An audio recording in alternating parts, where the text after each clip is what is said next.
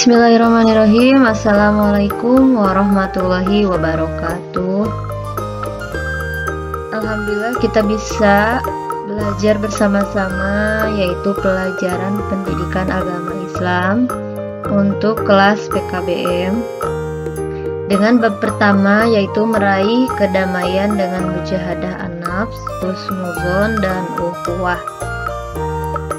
Kalian perhatikan, simak baik-baik materi yang akan disampaikan. Kalian juga bisa mendownload materi ini di deskripsi. Dan nanti setelah kalian simak materi ini, setelah kalian pelajari di rumah masing-masing, kalian jawab pertanyaan-pertanyaan yang berada di Google Form ya nanti. Yang pertama yaitu Quran Surat Al-Hujurat ayat 12 tentang berprasangka baik atau husnuzon. Kalian simak baik-baik, kalian baca ulang di rumah ya. Quran Surat Al-Hujurat ayat 12, baca dengan baik, makhraj hurufnya, tajwidnya. A'udzu billahi minasy syaithanir rajim. Bismillahirrahmanirrahim.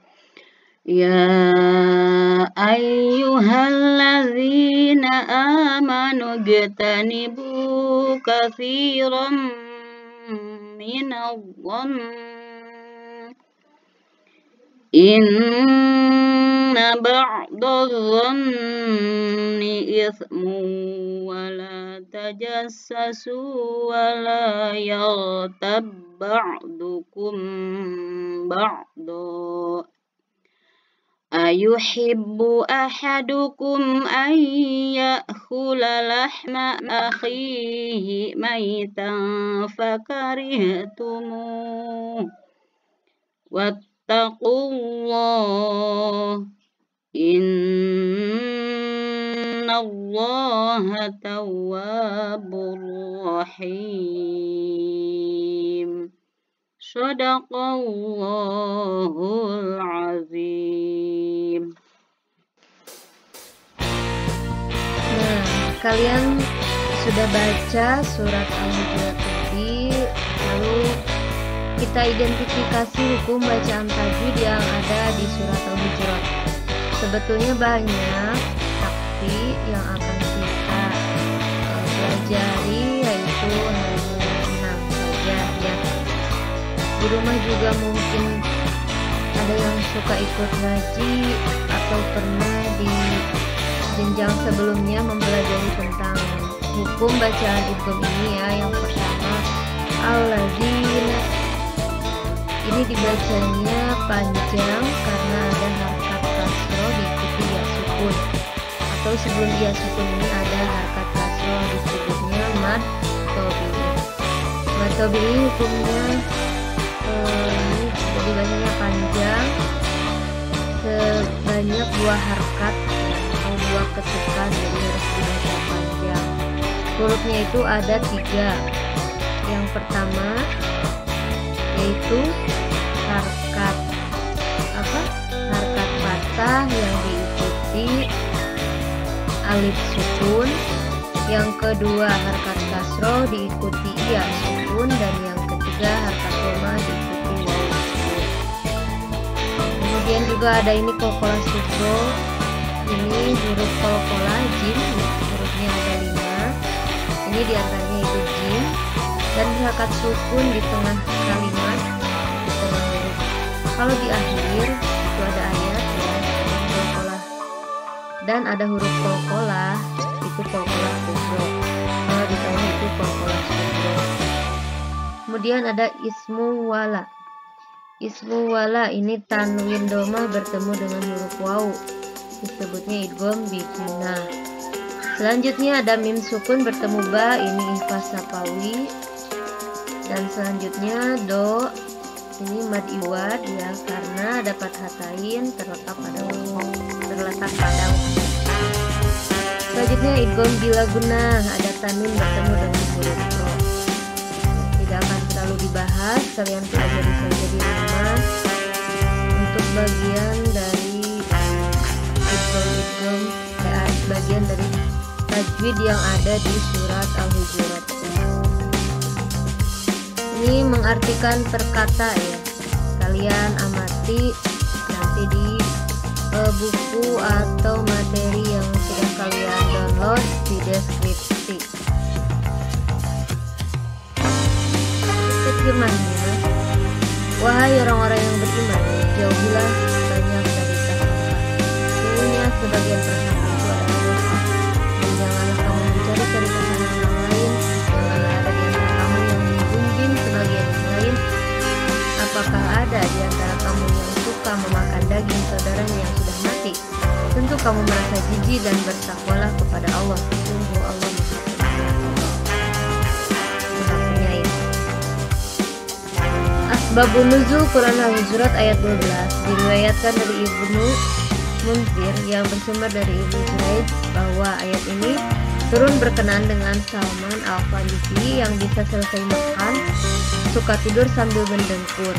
Pada waktu itu ada orang yang menggunjing perbuatannya, maka turunlah ayat ini yang melarang seseorang mengumpat dan menceritakan aib orang. Jadi dulu ada Salman Al-Farisi apabila selesai makan itu suka tidur sambil mendengkur. Jadi digunjing, diupat, dibicarakanlah kejelekan itu oleh orang lain, sehingga turunlah ayat ini. Jadi janganlah kita membicarakan kejelekan orang lain. Kalau itu yang dibicarakan kenyataan disebutnya itu ghibah, ya. Ghibah, menceritakan kejelekan orang lain.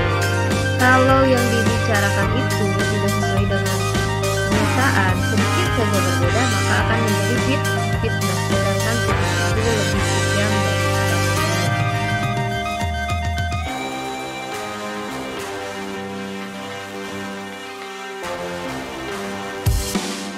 selanjutnya dalam surat Al-Hujurat ini adalah larangan untuk berprasangka buruk.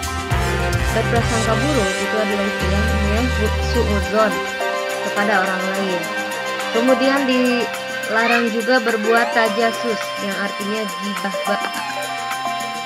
Bukan ghibah. Berbuat tajasus dan dilarang ghibah. Tajasus itu berarti mencari-cari kesalahan orang lain, dan ghibah itu berarti menggunjing orang lain. Dalam surat Al-Hujurat itu dilarang. Jadi Allah melarang kita untuk berprasangka buruk. Kemudian tajasus, ghibah, karena sebaik-baiknya orang itu harus mengevaluasi diri. Janganlah dulu melihat kesalahan orang lain, tapi lihatlah dulu kesalahan diri kita sendiri. Kalau di dalam peribahasa itu, gajah di pelupuk mata tidak terlihat, sedangkan semut di seberang jalan terlihat.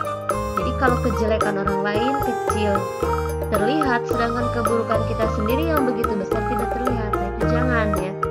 Tapi kita harus introspeksi diri sebelum kita mencari kesalahan orang lain. Jadi prasangka buruk itu dilarang. Nah, kalian ini baca saja di rumah ya, pelajari. Selanjutnya ini ada juga tentang ghibah yang dilarang. Kalau ibu jelaskan berdetail satu persatu ini tidak akan selesai dalam 1 jam ya. Jadi kalian pelajari saja di rumah. Setelah kalian pelajari, kalian kerjakan soal-soal yang sudah disediakan di Google Form.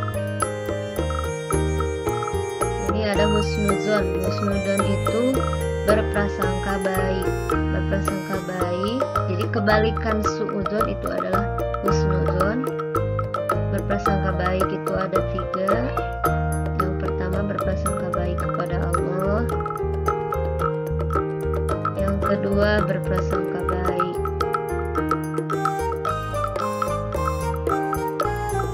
kepada orang lain. Dan yang ketiga berprasangka baik atau husnuzon kepada diri sendiri.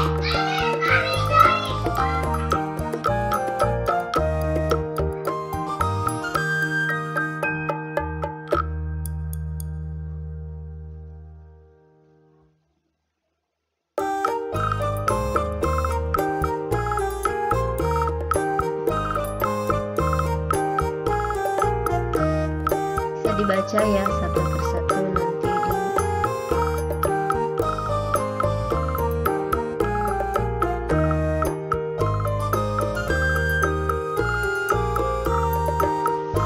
setelah mempelajari materi hari ini, diharapkan kalian semua bisa menjauhi sifat-sifat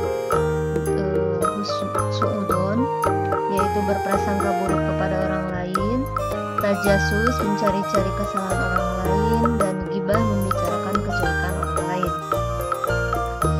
Dan di dalam suatu hadis Nabi Muhammad SAW dari Abu Hurairah radhiyallahu anhu, qala Rasulullah SAW, al-muslimu man salimal muslimuna min lisanihi wa yadihi, yang artinya dari Abu Hurairah radhiyallahu anhu berkata, Rasulullah SAW telah bersabda, seorang muslim yang sejati adalah orang yang dengan muslim lainnya selamat dari bahaya lisan dan tangan.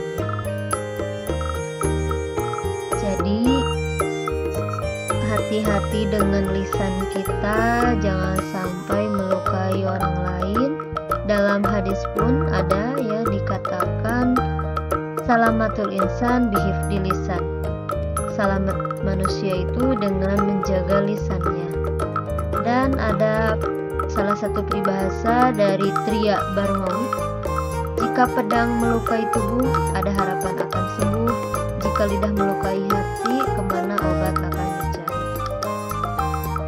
Ya, jadi semoga kita semua bisa mengamalkan segala apa yang telah dipelajari pada hari ini, dan jangan lupa untuk mengerjakan tugas-tugas yang telah disediakan di Google Form. Terima kasih.